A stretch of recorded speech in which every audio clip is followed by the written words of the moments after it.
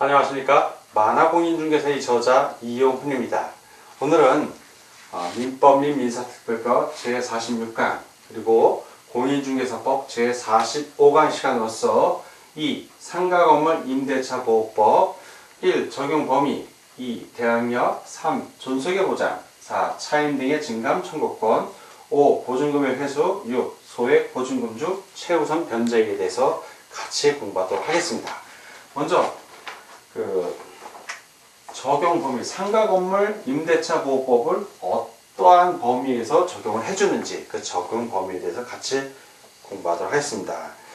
상가건물 임대차 보호법 글자 그대로 이 법은 상가건물의 임대차에 대하여 적용한다 라고 나와 있고, 자 그럼 어떤 보호 대상, 누구를 보호해 줄 것인가, 그 보호 대상이 금액으로 나왔습니다. 보호 대상이.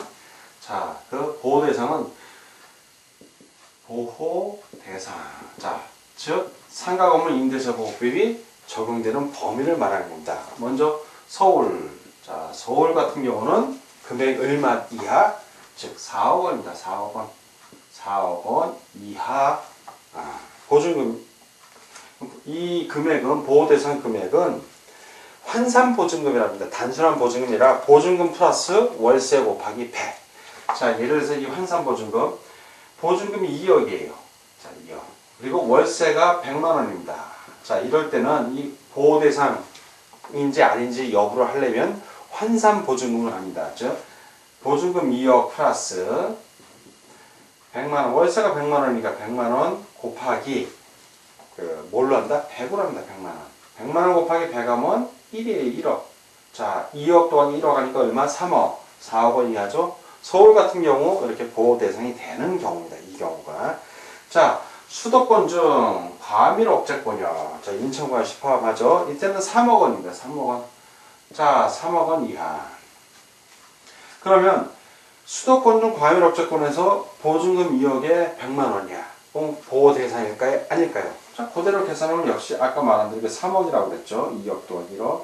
3억이니까 3억 원 이하니까 대상이 되는 겁니다. 자, 광역시.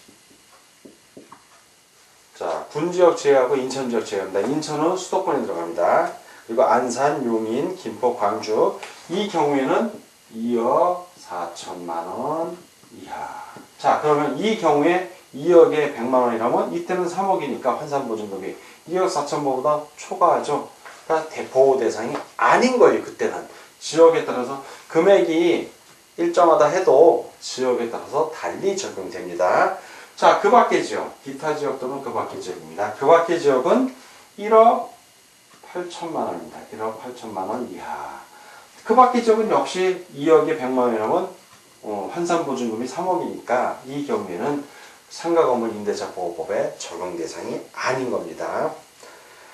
자, 그래서 중요한 거는 임대차에, 상가건물의 임대차에 적용이 되는데, 일시 사용을 위한 임대차가 명백한 경우에는 이 법을 적용해 주진 않습니다. 그리고 일시 사용을 하는 경우에는 이렇게 보증금이 비싸지가 않아요. 그건 주로 깔세라고 해서 미리 한 달 쓴다 그러면 한 달에 얼마 내겠습니다고 먼저 내고 쓰기 때문에 거의 적용이 안 됩니다.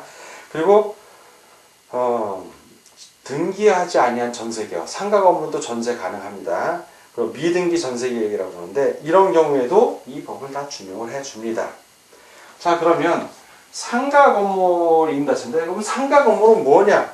상가 건물이라는 거는 사업자 등록 대상이 되는 건물을 말하는 겁니다. 사업자 등록 건물이 대상이 되는 건물을 말하고, 그 적용 대상이 아닌 건물은 뭐냐면 종교라든가 자선단체 또는 친목 모임을 위한 사무실 임대차, 이런 것들은 적용이 안 돼요. 왜냐면 그거는 상행인을 위한 게 아니기 때문에 그렇습니다. 그래서 상가 건물, 즉 사업자 등록 대상. 사업자 등록은 뭐냐면 어디 가서 하냐면 여러분들 세무서 가서 해요. 세무서에 내가 사업자 등록 대상 한다는 얘기는 세금을 내겠다는 겁니다. 즉 세금을 내는 사람만 보호해 주는 법이에요. 사실 이게. 내가 세무서에 그러니까 세무서에 사업자 등록을 안 했어. 그러면 상가 건물 임대차 보호법 대상이 될까요? 안 될까요? 못 받습니다. 어디 나오냐? 바로 대항력이 나와요. 그 내용이 바로 이번 대항력이 나오는데, 자, 대항력을 보겠습니다. 대항력 요건이 있겠죠. 자, 어떤 경우에 이 요건, 대항력을 갖춘가? 대항력 요건입니다. 바로 등기가 없어도 건물의 인도. 자, 건물을 인도받았어요. 주택임대차는 주택을 인도받는 겁니다. 그리고 또 하나 뭐가 있어야 되냐? 플러스 어떤 거? 사업자 등록 신청이에요. 사업자 등록 신청.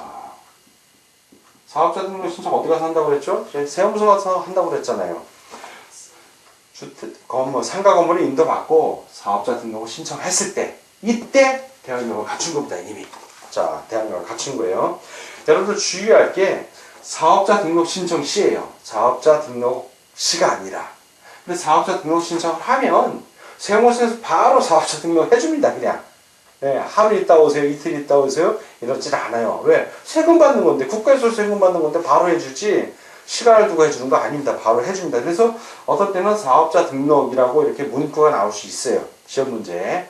근데 굳이 이 사업자 등록 신청시라는 걸 강조하는 게 아니라면 그것도 맞을 수가 있습니다. 경우에 따라서는. 근데 정확한 거는 인도, 즉 건물의 인도와 사업자 등록 신청한 때에 대항력이 발생을 한다는 거는 꼭 기억하시고, 이 대항력이 발생하면 어떤 이 대항력의 내용은 뭐냐면 임차 건물을 양수한 사람이 임대인의 지위를 승계합니다. 즉 임차인의 권리를 보호해줄 의무가 있는 거예요. 그게 발생하는 것이 바로 대항력입니다.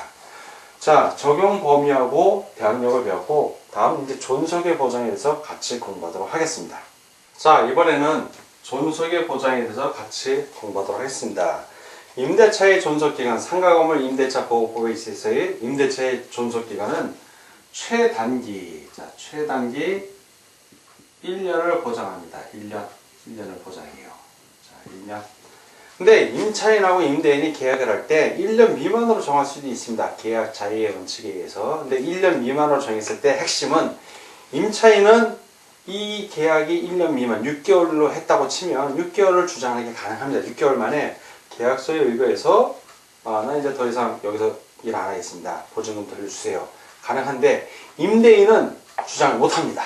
예, 임대인은 임차인이 6개월로 계약을 했어도 나 1년까지 할래요. 그러면 1년까지 하는 겁니다. 왜? 편면적 강행 규정이에요. 임차인에게 불리한 것은 효력이 없기 때문에 임대인은 주장을 못하지만 임차인은 주장할 수 있습니다. 이거 꼭 기억해 주시고, 그리고 임대차의 존속기간 최단기 1년이 보장이 되기 때문에 임차인에게 유리하죠. 그래서 임대차 종료 시 보증금 받을 때까지 이 임대차는 계속 유지가 됩니다. 존속이 돼요. 자, 그리고 상가건물 임대차 보호법에서 중요한 개념이나 이 존속의 보장에서 어떤 중요한 개념, 시험 문제 늘 나오죠. 계약갱신 요구권이라는 게 있어요.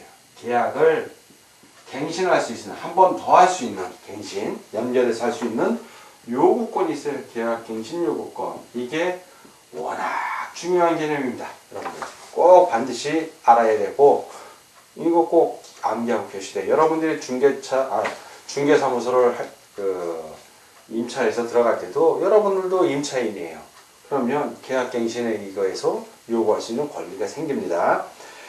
내용을 보면 임대인은 임차인이 임대차 기간이 만료되기 6개월 전부터 1개월 전까지 사이에 계약갱신을 요구할 경우 정당한 사유 없이 거절하지 못한다.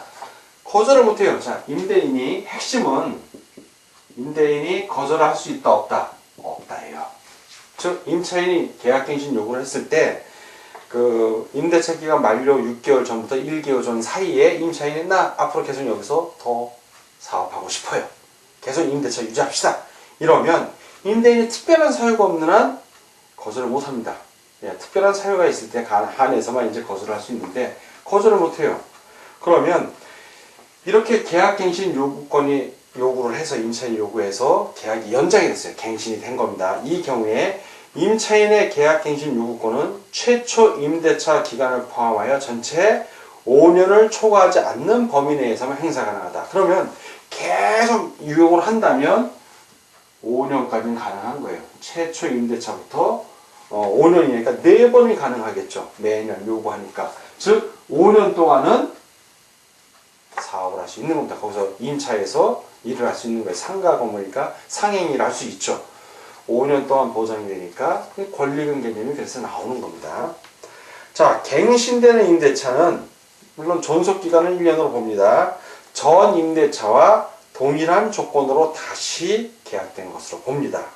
그리고 계약갱신 요구권은 보호대상 보증금을 초과하는 임대차에 대해도 적용되는 거 꼭 기억하세요. 예, 적용됩니다. 우리 아까 그 적용 범위에서 서울 얼마? 예, 4억 원 이하라고 했는데 4억 원을 초과해 환상 보증금이. 예를 들어서 보증금 5억에 월세 300만 원 이럴 수 있습니다. 환상 보증금을 초과하지만 이미 5억 원이니까 거기도 역시 계약갱신 요구권은 인정된다는 거 꼭 기억해 주시기 바랍니다. 그러면 계약이 갱신이 됐어요. 법정으로 갱신이 됐어. 서로 말을 안 하고 그냥 묵인하는 것도 법정 갱신이다. 그래. 계약이 갱신됐을 때 그 내용은 주택보호, 임대차 보호받고 내용이 동일합니다. 그래서 여기서는 설명을 생략하기로 하고요. 단 임차인이 3기의 차임 연체 시에는 법정 갱신이 적용되지 않는다는 거 꼭 기억해 주십시오. 자, 법정 갱신의 경우에 자, 서로 묵인하고 갱신이 됐어요. 자, 이 경우에 3기의 차임을 연체해서 3기의 차임을 연체를 하면 법정 갱신이 허용된다 안 된다. 3기의 차임을 이상을 연체하면 허용이 안 돼요. 주택임대차에서는 몇 기였죠? 그때는 2기였습니다. 2기. 2기하고 3기고 비교해서 시험 문제에서 간혹 나오니까 지문으로 꼭 비교해서 암기하시기 바랍니다. 자, 그리고 이 경매의 경우를 좀 보겠는데, 자, 존속의 보장에서 이제 경매에 의해서 임차권이 소멸되는 경우가 있습니다. 임차권은 임차 건물에 대하여 민사집행법에 의한 경매가 행하여진 경우에 그 임차 건물의 경락에 의해서 소멸을 합니다. 다만 보증금이 전액 변제되지 아니한 즉 배당받지 못한 대항력 있는 임차권은 그러하지 아니하다. 즉 소멸하지 않습니다. 핵심은 경매를 하더라도 소멸을 하는데 소멸이 안 되는 경우가 시험 문제 나왔죠. 임차인이 대항력이 있어야 돼. 대항력이 있는 경우. 즉 선순위 임차인이라는 얘기입니다. 보통 경매가 되면 그 말소 기준 권리를 설정을 하는데 말소 기준 권리의 대부분은 저당권입니다. 저당권. 최초로 가장 먼저 된 저당권. 그 저당권보다 이 상가 건물의 임차인이 먼저 대항력을 가졌다면 먼저 배당을 받잖아요. 근데 먼저 배당을 받을 수 있음에도 불구하고 경매 낙찰가가 워낙 낮아갖고 보증금을 다 못 받은 거예요. 이 사람이. 그런 경우에는 그 대항력 있는 선순위 임차인은 소멸되지 않습니다. 그 임차권이. 즉 다음 그 경락받은 사람에 대해서 임대차를 주장할 수 있다는 얘기예요. 그러면 경락받은 사람이 그 돈 다 주면 되는 거예요. 그리고 나가라면 되는 겁니다. 근데 계속 경락받은 사람도 상가 건물을 임대차 받으면 계속 임차인의 그 차임을 받는 것을 목표로 낙찰받은 거기 때문에 거의 대부분 그대로 유지를 합니다. 자, 네 번째 이제 차임 등의 증감 청구권이에요. 차임 등의 증감 청구권. 차임의 증액 제한. 자, 증액을 하는데 제한을 합니다. 얼마를 제한하면 차임의 100분의 9. 자, 초과를 금지합니다. 100분의 9 초과 금지.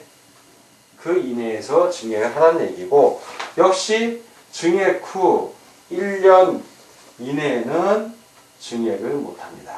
증액한 다음에, 증액 후 1년 이내는 증액하지 못한다. 그럼 1년 지나서는 서로 상의해서 증액할 수 있습니다. 자, 그리고 월차임, 보증금을 일부를 월차임으로 전환한 경우 있어요. 자, 월차임 전환. 자, 이 경우에도 무조건 임대인에게 유리하게 할 수 있는 기준 규정을 정해줍니다. 얼마? 연 몇 프로? 12%입니다. 12%. 그러니까 할푼임으로 하면 1할 2푼이 되는 거예요. 1할 2푼. 연 1할 2푼. 자, 12% 이하로 전환해야 합니다. 자, 다음은 보증금의 회수에 대해서 같이 공부하도록 하겠습니다. 자, 이번에는 보증금의 회수에 대해서 같이 공부하도록 하겠습니다. 자, 보증금의 회수에 있어서 제일 핵심이 되는 거는 내가 임차한 상가 건물이 경매로 넘어가는 경우예요. 그 상가 건물 주인이 뭐 은행에 저당을 잡혔는데 은행에 이자를 제대로 못 갚는 원금을 못 갚아갖고 은행이 임의경매를 신청했어요. 그러면 나는 보증금을 받아야 되는데 어떻게 받을 것인가? 그거에 대한 보증금 회수에 대한 규정입니다. 우선 변제권을 보장해준다. 우선하여 변제받을 수 있는 거. 이 변제라는 게 바로 경매에서 배당받는 거랑 똑같은 겁니다. 배당. 우선하여 배당받을 수 있는 겁니다. 우선 변제권. 자, 이걸 보장을 해주는데 대항 요건을 갖추고, 대항 요건은 인도. 자, 건물을 인도받고 사업자 등록을 신청하는 경우입니다. 그 대항 요건을 갖추고 관할 세무사장으로부터 확정일자를 받은 경우에요. 자, 요 우선 변제권을 가지려면 대항 요건 플러스 확정일자, 네, 계약서에 확정일자 받는 겁니다. 그러니까 대항력은 인도, 자, 건물의 인도 플러스 사업자 등록 신청을 얘기해요. 사업자 등록 신청. 그리고 확정일자 도장받는 것이고, 그러한 임차인은, 즉 우선 변제권을 가진 임차인은 경매 또는 공매 시 임차 건물, 즉 임대인 소유의 대지를 포함합니다. 그런 임차 건물의 환가 대금에서, 즉 경락인이 경락대금, 낙찰대금을 내잖아요. 그 낙찰대금을 말합니다. 환가 대금에서 후순위 권리자, 그 밖의 채권자보다 우선하여 보증금을 변제받을 권리가 있다.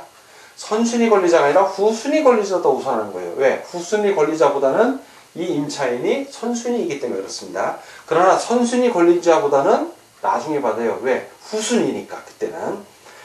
자, 다만 임차인이 임차 건물을 양수인에게 인도하지 않으면 1항의 보증금을 수령할 수 없다. 즉 환가대금, 아까 낙찰대금이죠. 낙찰 받은 대금에서 변제를 받아야 되는데 그 자기가 임차한 건물을 그 낙찰자에게 인도하고 그리고 받아야 되는 겁니다. 자, 그리고 임차인이 임대차 기간이 끝났는데 주인이 보증금을 안 줘요. 그러면 임차인이 강제경매를 신청할 수 있습니다. 그 강제경매 신청을 할 때 임차인이 일단 법원에 소송을 걸죠. 보증금 반환 청구 소송을 걸어서 승소 판결을 받으면 그 판결문을 갖고 이 집행 권한이 되는 겁니다. 그 임차인이 그 집행 권한을 가지고 강제경매를 또 법원에 신청을 합니다. 이 경우에 반대 의무의 이행 또는 이행의 제공을 집행 개시의 요건으로 하지 않는다. 즉 배당 시 물건을 인도하면 되고 상가 건물을 인도해주면 되고 그 경매를 신청해서 경매되는 과정 속에서는 그 상가 건물에서 계속 상행위를 해도 된다는 얘기입니다. 자, 마지막으로 이제 소액보증금류 최우선 변제액에 대해서 같이 공부를 하겠습니다. 자, 주택임대차보호법하고 비슷해요. 내용, 개념이 똑같습니다. 상가 건물 그 보호 대상 중에 보증금이 소액인 상인들이 있겠죠. 그 사람들의 일정, 그 소액 보증금 중에 일정 금액을 가장 우선해서 경매 시에 변제해 준다는 내용입니다. 자, 그 내용을 좀 살펴보겠습니다. 자, 종합적으로 한번 보겠습니다. 자, 상가 건물에서 보호 대상이 있고, 보호 대상. 이 보호 대상 중에서 소액 보증금이 있습니다. 소액 보증금이 있고, 그 소액 보증금의 일정 금액을 뭐라고 표현했다?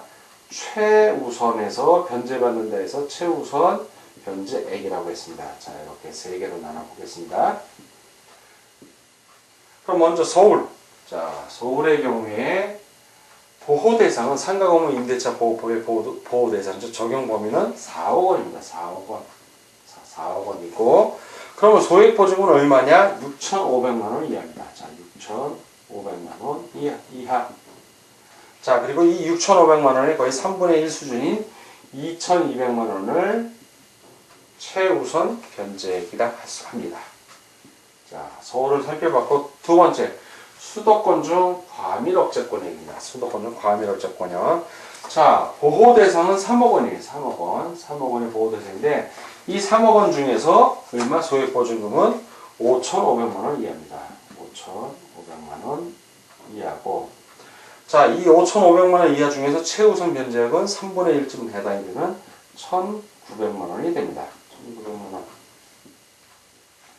자, 다음은 광역시입니다. 물론 인천은 수도권에 들어갑니다. 그리고 광역시 플러스 안산, 용인, 김포, 광주 이런 곳은 보호 대상은 2억 4천이고, 자, 2억 4천이었고, 그 소액 보증금은 3,800만 원입니다. 3,800만 원 이하고, 그리고 최우선 변제액은 1,300만 원입니다.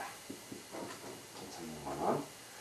자, 이제 그 밖의 지역, 기타 지역 또는 그 밖의 지역입니다. 그 밖의 지역. 자, 보호 대상은 1억 8천만 원 이하고, 그리고 소액 보증금은 3천만 원입니다. 3천만 원. 3천만 원 이하. 그리고 최우선 변제액은 이거 3분의 1인 1,000만 원이 되겠습니다. 자, 주택과 상가 모두 이 기준 금액들은 그 2014년 1월 1일 이후 담보물건 설정시를 기준으로 하고, 상가의 경우에 이 아까 보호 대상은 그 환산 보증금이라고 하는데, 이 환산 보증금 계산은 다시 한번 설명을 합니다. 워낙 중요하기 때문에 보증금, 기본적으로 내는 보증금이 있을 것이고, 플러스 월세를 내잖아요. 월세 곱하기 100. 이렇게 해서 환산 보증금, 보호 대상 금액을 결정을 합니다. 그리고 주택임대차 보호법의 최우선 변제액은 주택가액의 얼마? 2분의 1 범위 내고, 상가 건물 임대차 보호법의 최우선 변제액은 임대 건물가액, 즉 임대인의 소유의 대지가액 포함합니다. 임대 건물가액의 역시 2분의 1 범위 내에서 최우선 변제를 해줍니다. 자, 오늘은 민법 및 민사특별법 46강 시간이었고, 동시에 공인중개사법 45강 시간이기도 합니다. 내용이 같기 때문에 그렇습니다. 2. 상가건물 임대차 보호법의 1. 적용 범위, 2. 대항력, 3. 존속의 보장, 4. 차임 등의 증감 청구권, 5. 보증금의 회수, 6. 소액 보증금 중 최우선 변제액에 대해서 같이 공부하였습니다. 오늘 공부하느라고 수고 많으셨습니다. 다음 시간에 뵙겠습니다. 감사합니다.